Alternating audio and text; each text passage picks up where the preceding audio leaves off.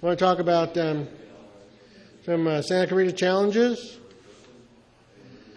There's been several times where we've talked about the issues that were of major importance to us. At the beginning of each year, we have gone and talked to the mayor at that time, and spoke to them about those things. These are the list of the 2011 issues, and I've kind of categorized them in three categories. I have items that are in green. By the way, James, I just want everybody to see this. This is James Chow. In just a little bit, I'm going to be talking about the UDC workshop, and this is a really great guy. He did us. We had some really good conversations, and I'm sure he's going to help us a lot. So when I say nice things about you, your ears will be buzzing. Okay? Thanks, Jim. So these are the issues that we discussed in 2011, and I've categorized them into three groups. Things that are green are things that I think are going along in a manner that is consistent and won't require us to be touching or talking about them too much. Items in yellow are things that are concerns that we need to keep our eyes on, and items in red are things that, well, we don't know what's going on. It's just an issue that we really need to delve into. So I'm going to go through all those real quick. We don't have a whole bunch of time, but to show you what we're talking about. First of all, for items in green, the city's graffiti program has to be a gold star Santa Clarita process, one of the best processes that Santa Clarita has going. I hear nothing but nice things about them from different neighborhoods, about how quickly they react and how fast and how well they remove graffiti. I've had exactly the same experience. They have a 2010 yearly report. I'm sure they'll have another one up soon. You'll get the link to where it is. It talks about all the work that they've been doing. It's an ongoing process, but I think it's going very, very well.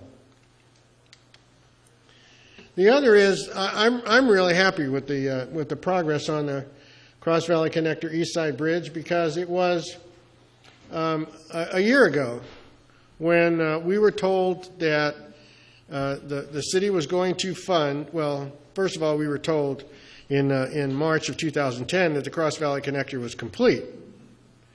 And if any of you went to the first time that you got to go across the bridge, which is now the Memorial Bridge, you'll realize that you were led in from the west side, you were taken out from the west side, you were not allowed to go across the bridge to the east side, and there was a good reason for that, because the road on the east side didn't look anything like the road on the west side. So we started after that talking about what we can do to finish that east side road. In April of 2010, the city funded the Highway 14 bridge plan. They contracted with a group of consultants to develop a plan to build that bridge, claimed it would be done in April of 2011, and it was.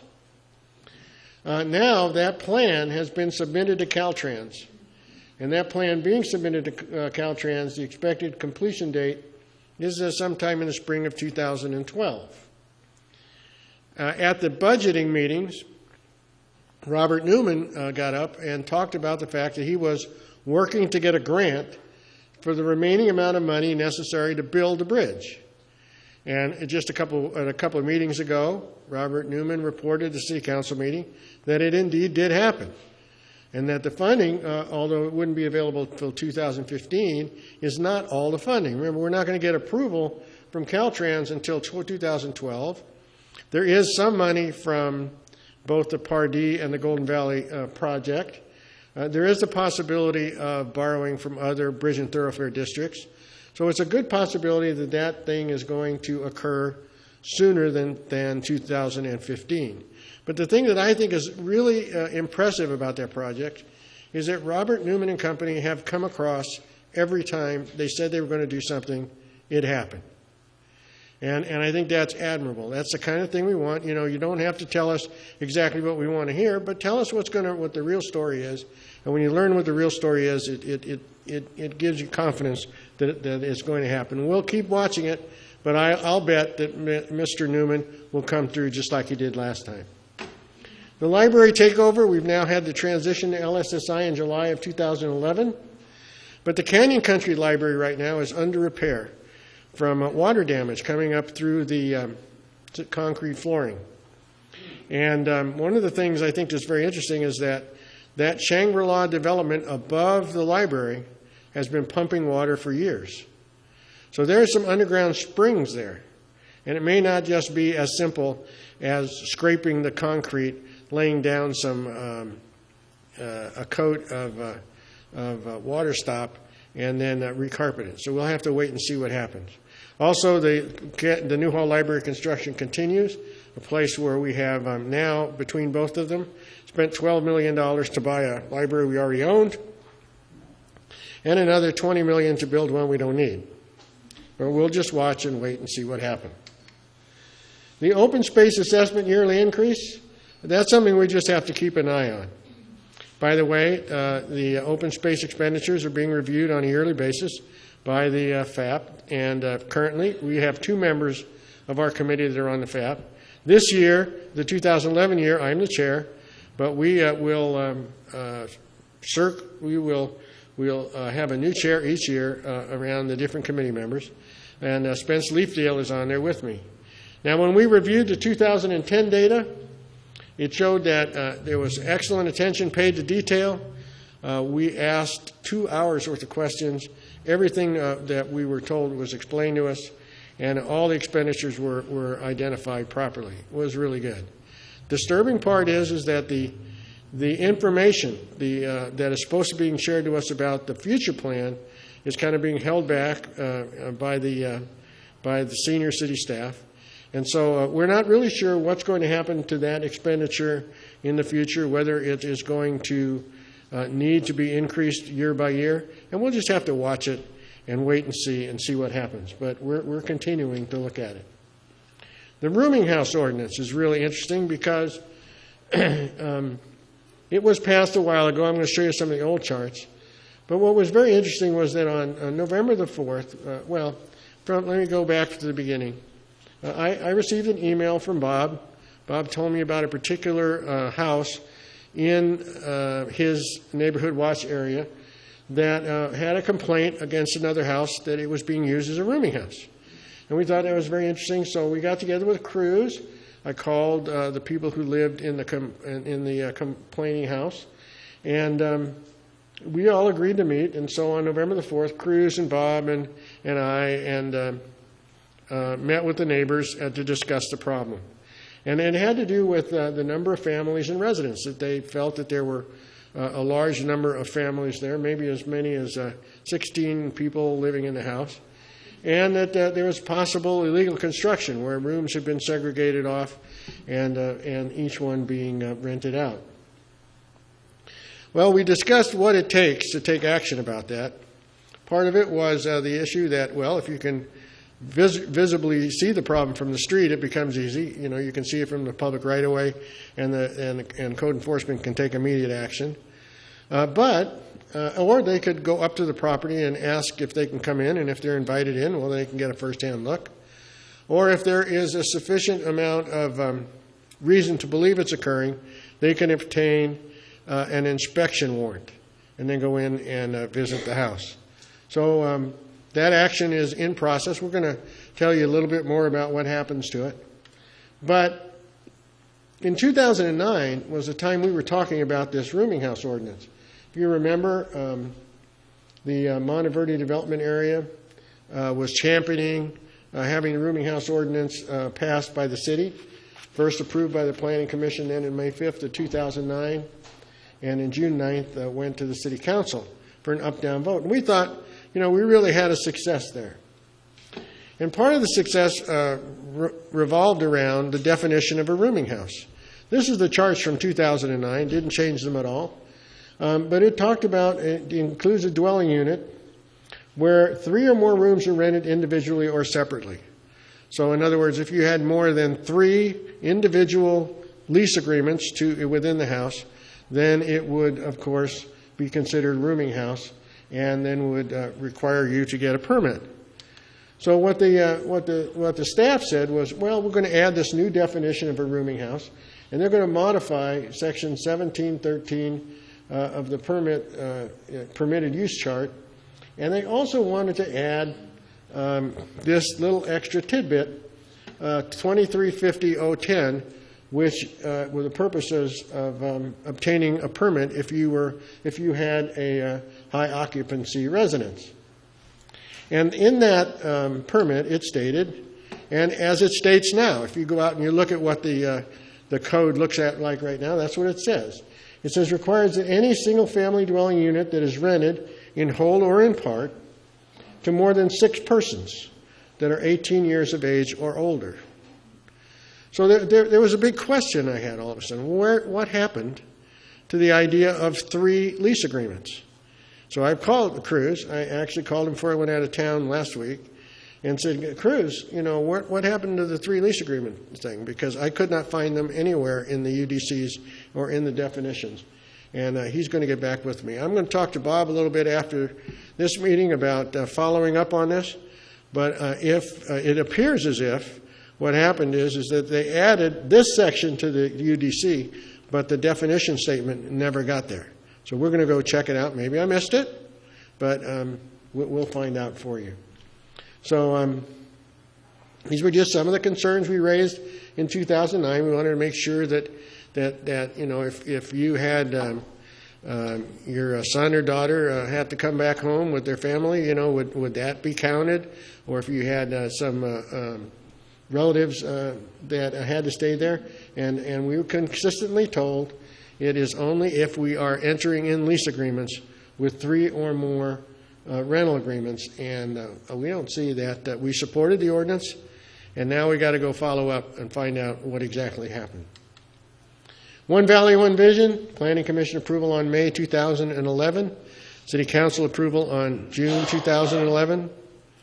OVOV is a joint city-county process that will result in an update of the county general plan for the unincorporated portions of the SCV and a new general plan for the city.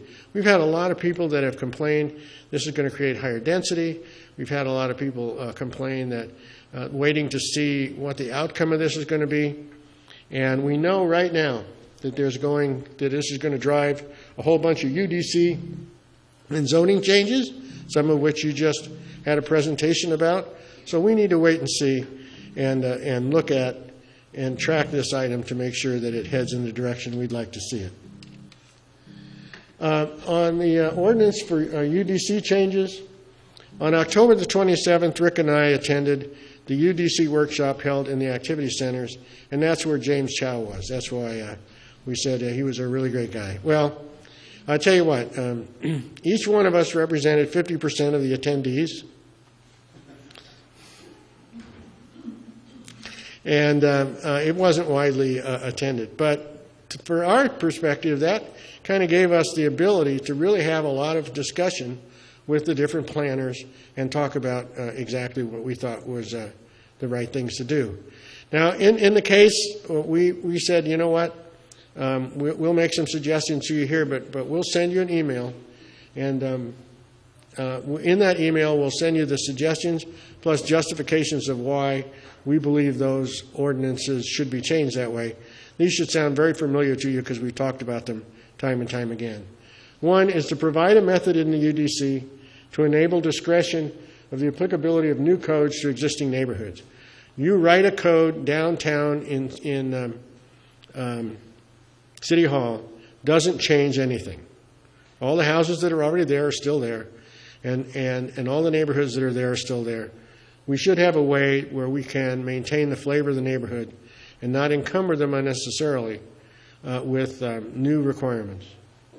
And when you do that, we would like them to provide an online visible method of documenting those decisions so everybody doesn't have to go back constantly and fight that same battle.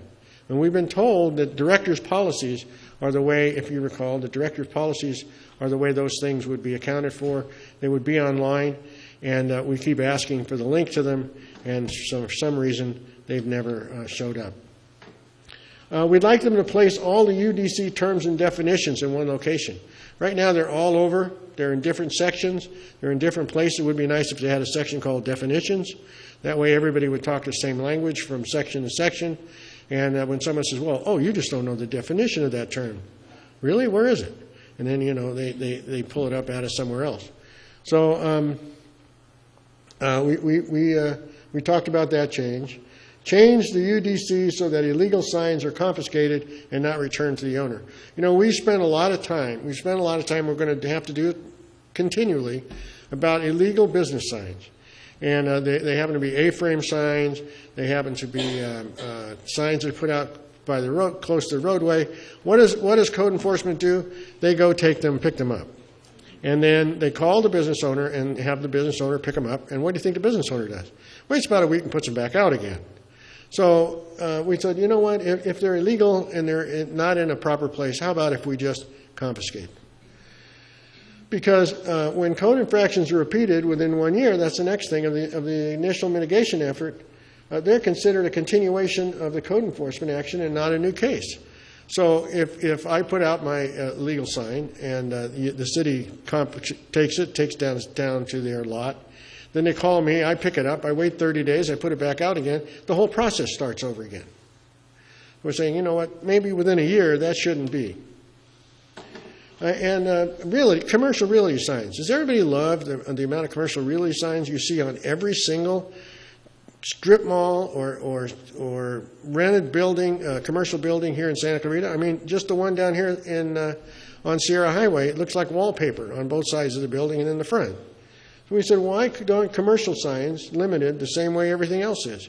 We want people to know that it's for rent. We don't want to hurt the guy's business. But you know what? Why not have commercial realty signs limited to 32 square feet with no more than one sign on each property frontage? Isn't that enough? I mean, how much else do you need? If you look at the for sale signs at on the way home, if you see them in the dark, look at the for sale signs at this housing complex, you'll see that the guy must have, 8 signs on the street. They're posted all up on the top of the buildings. It's a little much. Lastly, I thought my all-time favorite is prohibit gravel from being used as ground cover in residential parkways. What the city was doing was saying, at first they said you need to landscape it. But then they said you could use decorative rock. And then they decided that gravel was decorative rock. So what do you think happens when you put gravel in a parkway on the route to school? Now you have gravel everywhere. So we've asked that. And you know what? For the most part, those are all things that staff has agreed to with us in the past. All right, well, now you've agreed, you agree, you think it's a great idea, put it in writing and stick it down and start living by it. The last thing that we found out at the UDC meeting was an answer to a question that I had been asking for a long, long time. You go into my area, especially in Lower North Oaks, and you'll see if 2 corner houses are back to back, they only have a 5-foot setback from the property line. And it turns out that if you look at it now and you go to the code, it needs a 20-foot setback.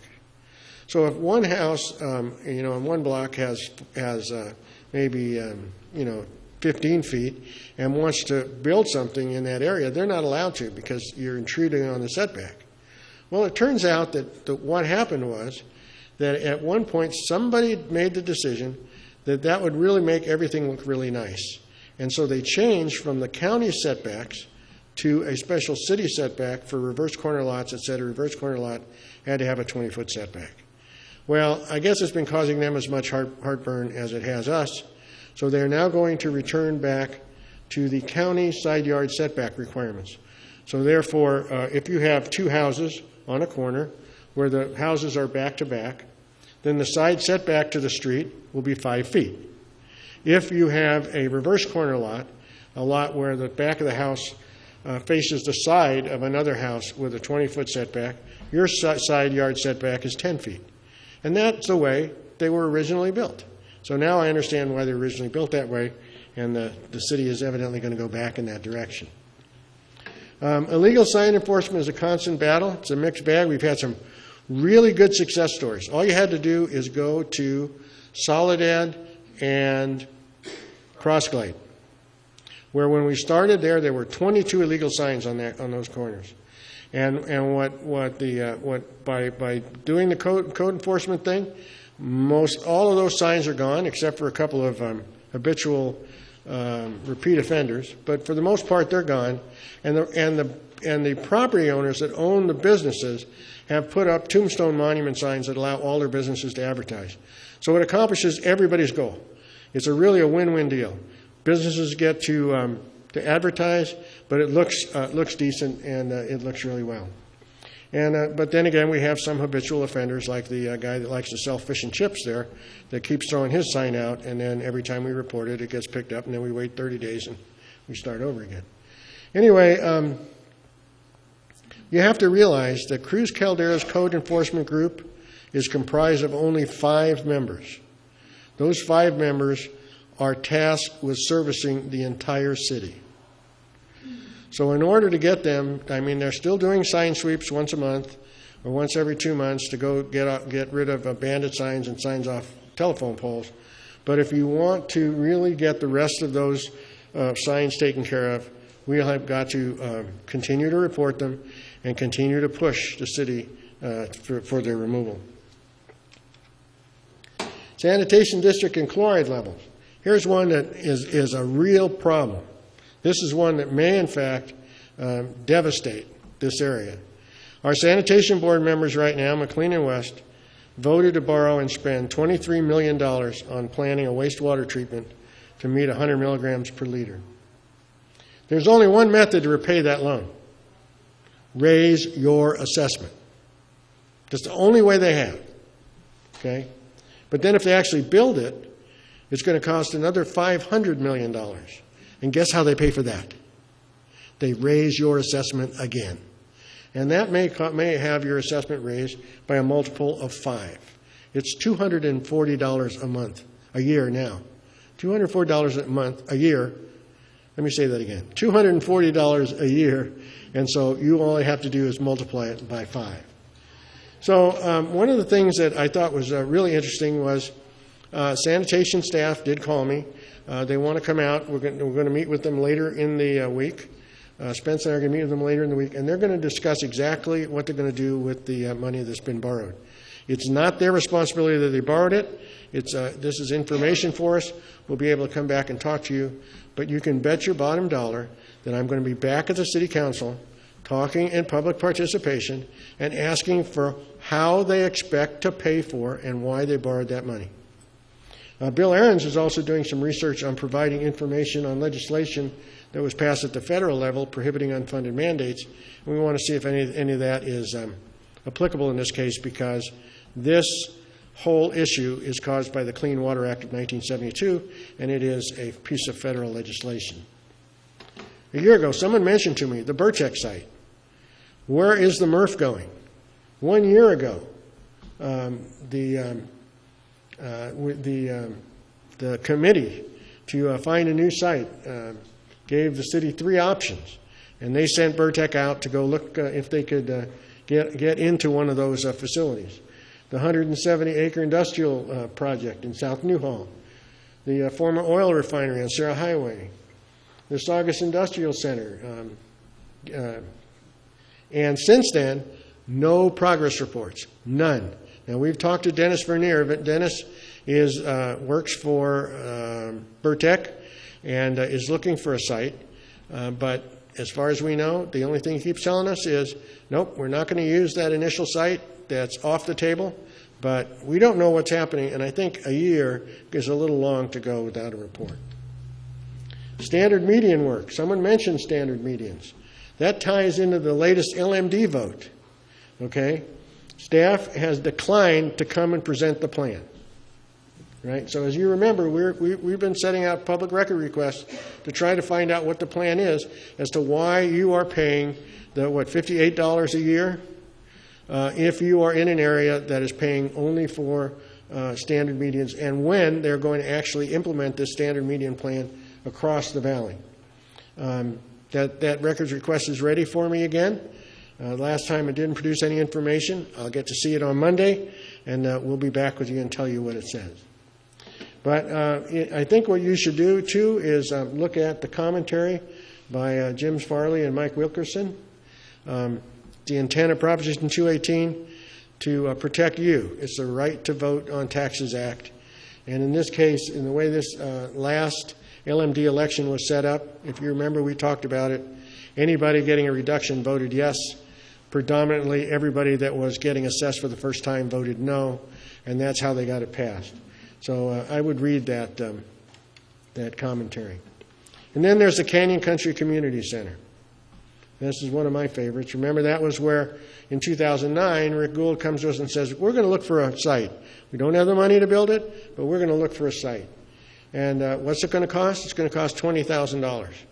And all of a sudden, 2 months later, they couldn't afford $20,000 to do it. And at this month's budget meeting, Mr. Polskamp said, and I can show it to you on video, that project is dead. We don't have any money for it. And what he didn't say is, we have $12 million to buy a library we didn't need, but that project is dead. So if we want a community center or anything else in our neighborhoods, we're going to have to go fight for it. No one is going to bring it to us. On the last item is the website. In my estimation, the website is pitiful. It's never updated. Right now, if you go out to the city website, you will find that at least the last two city council minutes are not there. They're not posted. Now, this will probably be the third time that I'm going to send a letter to Polskamp and say, hey, you haven't posted the minutes. And he'll send me a letter, tell me it's been corrected, and they'll go do it. But it's not up to me to do it. It should be done regularly. The other thing that happens is we'd really like to see all these Brown Act meetings on one page and always generate an email alert. Some of them do, some of them don't. Some of them do for a while, and then they stop.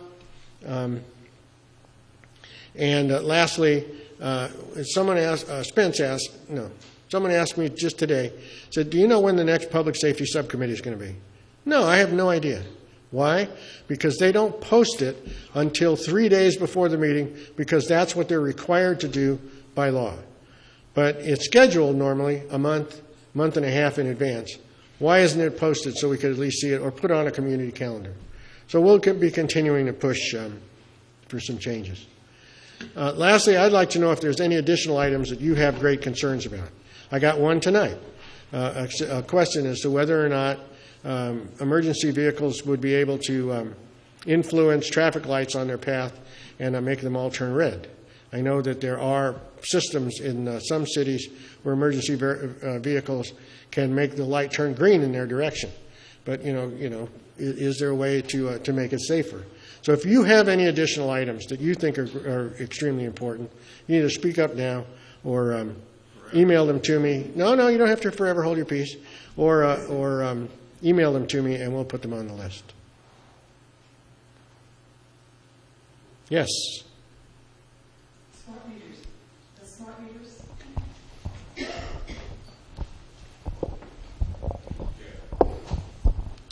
The new smart meters that the electric company is installing on our homes. Yes? It could be a problem. Yes. I know some people have already had them installed. I know that that Edison is not doing it themselves. They've hired a subcontractor. I know that when I got back from Laughlin, there was a door hanger on the floor by my door saying that they had been there and the police called them to schedule an appointment. I know that I called and left a message and haven't heard a word since. So I don't know anything more than that. I can find out exactly what how they work or what kind of radiation they emit, but I don't know. Yes. Hi, Al. I was over in Acton this past weekend, and there's an 800 telephone number that you can call and ask for a delay to have it installed in your home if you're interested. Okay. You know what the number is, Carl? All right, if you email it to me, I'll email it out to everybody. Yes. According to my neighbor across the street, you can ask to have it taken out. That's what he asked, and that's what he was told. Your old one put back in. All right, well, I'll find out, and we'll email the information to you. Tony, did you have something? Yeah, I can add to that information because I've already gone down this process. You can make a phone call, and they'll tell you that you can be put on a delayed list because they do not have a refusal list. But you can also write a letter, and I have that letter and information if anybody would like it, a copy of it. And I've already had them come out and put a tag on my meter to not replace it. So there is a process there. And yes, if they have already installed it because there wasn't a gate to prevent them from installing it, you can again write the letter to have them remove it, and they must remove it at their cost. Okay. Do you know where that information is? Yes, I can get it to you. Okay, send it to me, and we'll send it out to everybody.